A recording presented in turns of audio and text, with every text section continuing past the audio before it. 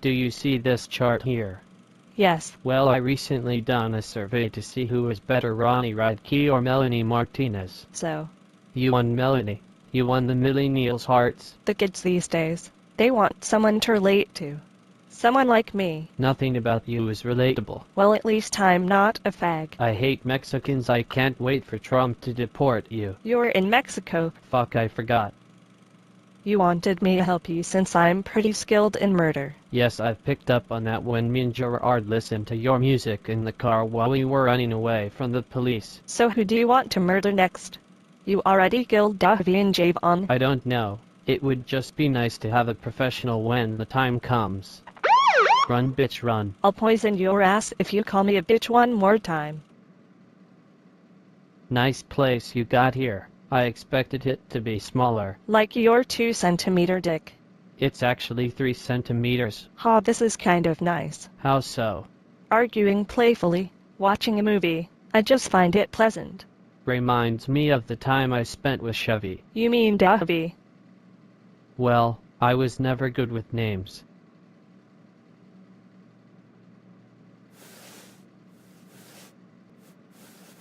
Cough, cough, cough, cough, cough, man, sorry. You're terrible at playing things off. You just said cough. Look, Ronnie, it's just... Sigh? It's just that girls like me, they don't end up with guys like you. Good guys.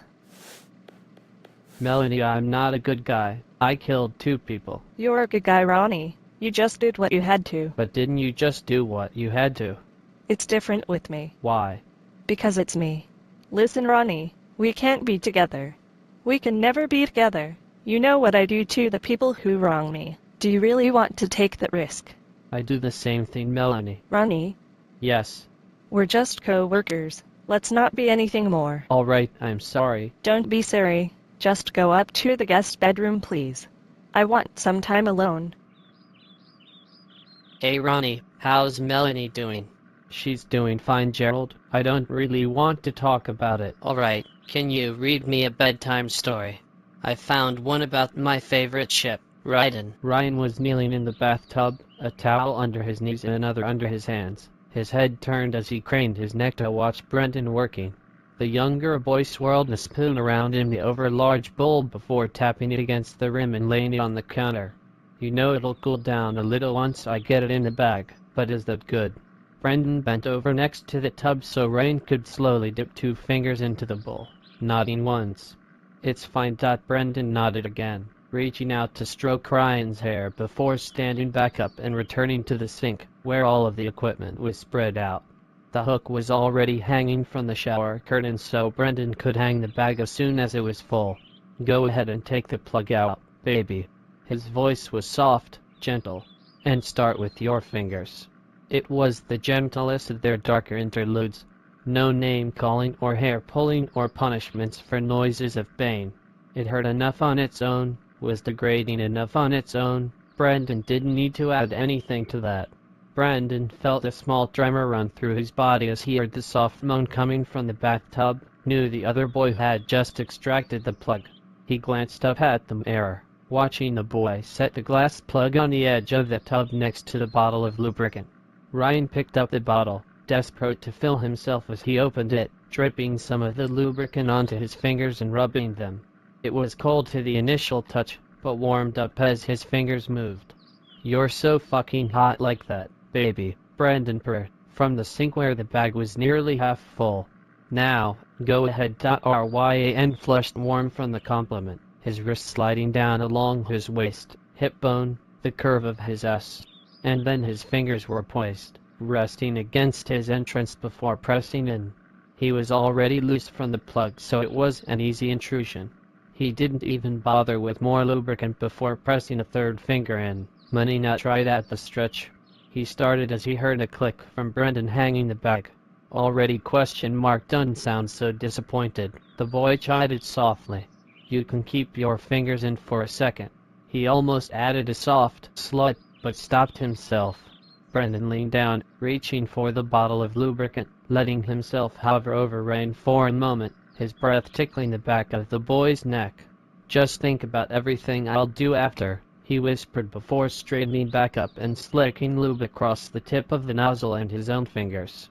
Okay. Ryan whined, but slowly pulled his fingers out anyway.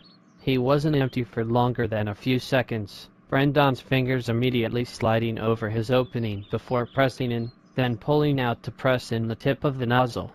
Breathe, he murmured, fingers running down the boy's spine. I'm going to now. Okay?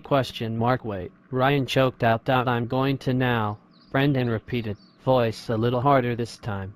You're fine. He kept his fingers running along the boy's spine as he loosened a clamp. Ryan bit his bottom lip, moaning as he felt the first rush of the warm milk sliding into his body. The beginning of the enema was always like Brendan's fingers were now, smooth and soft almost. The cramps would come soon enough, but Brendan's fingers would still be when they started. One of Ryan's hands flew up to his stomach and Brendan stopped the flow without a word, letting the other boy massage his abdomen to ease the pain. Just tell me. Okay, Ryan whispered, his hand still on his stomach. Brendan loosed the clamp again and Ryan felt the warmth continuing to enter his body. He continued to try to massage away the dull ache of the cramps as he felt his stomach slowly begin to expand from the amount of liquid he'd taken. Stop, he choked out again. He wasn't supposed to ask how much, but he was desperate to know. He'd felt like he'd taken half already, but he knew it was probably more like a quarter of the bag. Bren? He asked, voice close to cracking. Aye. Brenny. His voice was weak. You're doing great, baby. The boy leaned down, letting soft kisses feather along Ryan's lower back. So good. The tears were starting to build up. Ryan could feel them in his chest, waiting there, another ache in his body. He let his head fall forward, trying to slow his breathing, trying to focus on Brendan's fingers instead of the liquid inside him. Okay, he whispered, calm voice cracking as the first tears slid down his cheeks. The flow continued and Brendan slowed the flow without a say-so after 5 minutes or so. You're taking it so well, right? He could. You've got half. He usually didn't tell Ryan how much he'd taken, but it had been a while since they'd done this and he didn't want the boy to break before he managed to get both quarts in. Half. Ryan asked, voice timid, as if he wasn't sure if he should be relieved or disconcerted. Brendan leaned forward, letting his lips kiss the back of Ryan's neck, then between the boy's shoulder blades. Are you ready for more? When Ryan hesitated, Brendan squeezed his hip. You can take it, baby. You've done this before. Ryan's head nodded a fraction of an inch, his breathing already labored. He gave a small squeak as the milk started slipping into his body again. Please, I can't. He shook his head, the tears coming out for real now. Brendan clamped the nozzle again. I can't, Bren, please. I need to. Please. The younger boy reached his hand down to Ryan's stomach, the curve of the belly that wasn't there usually. I know you can take this, he said, voice low but not angry or disappointed. I know you can, right? He let their fingertips brush. But I won't make you, he added. It's up to you. Ryan hated that. It would have been so much easier to go along with it if Brendan hadn't give him the choice. Now it was up to him to decide if he wanted to be selfish and disappoint his boyfriend and not get rewarded, or just go along with it and deal with the pain. I'll try, he mumbled weakly, squeezing his eyes shut and biting his bottom lip between his teeth as he felt it flow again. That was great. What the fuck, Gerard?